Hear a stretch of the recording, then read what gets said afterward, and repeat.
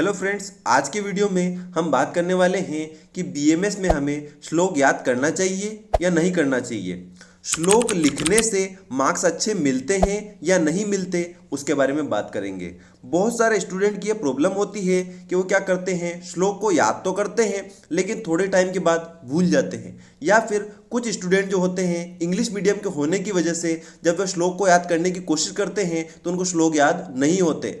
अब उनके पास क्या हो जाता है, एक ऐसी कंडीशन बन जाती है कि सर श्लोक याद करें या नहीं करें। तो उसी के बारे में आज इस वीडियो में हम समझने वाले हैं कि हमें श्लोक याद करना चाहिए या नहीं याद करना चाहिए, या फिर उससे मार्क्स के ऊपर हमारा क्या प्रभाव पड़ता है उसको समझते हैं।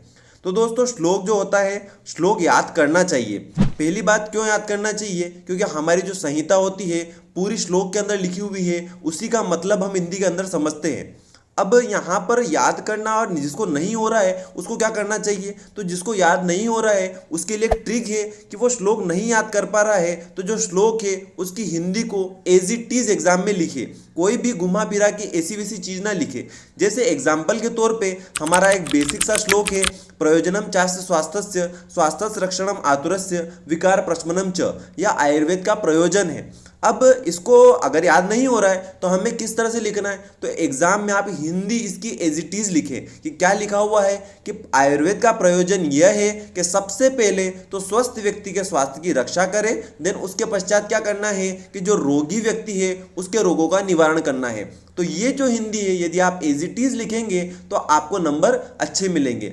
अब बात करें कि मार्क्स के ऊपर क्या फर्क पड़ता है, तो देखिए एक एग्जाम्पल के थ्रू बताना चाहूँगा। यदि 5 मार्क्स का क्वेश्चन है उसको आप कंप्लीट कर रहे हैं, उसके अंदर श्लोक डाल रहे हैं, तो उसकी मैक्सिमम मार्किंग जो होती है 4 के समथिंग हो सकती है। लेकिन यदि आप श्लोक नहीं लिख पाए, किसी कारणवश आपको याद नहीं हुआ और आप उसकी प्रॉपर रूप से हिंदी भी लिख देते हैं तो भी आपको 3 के समथिंग उसकी मार्किंग हो जाएगी। और कभी कभी आप बेटर तरीके से लिखते हैं, यदि उसके सारे पॉइंट को कवर करते हैं तो आपको वापस पूरे के पूरे मार्क्स भी मिल सकते हैं, 4 की मार्किंग भी आपकी हो सकती है।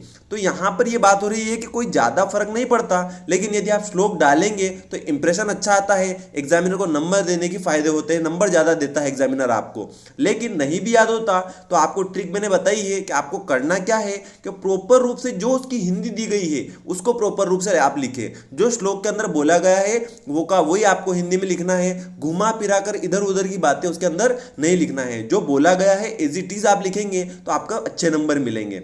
और याद करने के लिए क्या होता है, भले कोई भी स्टूडेंट हो उसको तुरंत याद नहीं होगा, वो एक बार याद कर भी लेगा श्लोक को तो बार बार उसको रिवीजन करना पड़ेगा।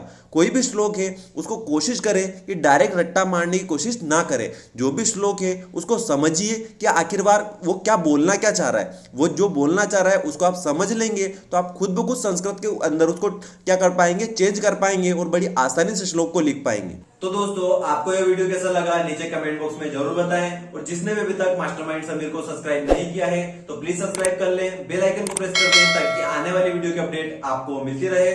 तो दोस्तों, इसी तरह आयुर्वेद को पढ़ते रहिए, सीखते रहिए और आयुर्वेद को आगे बढ़ाते रहिए। Thank you.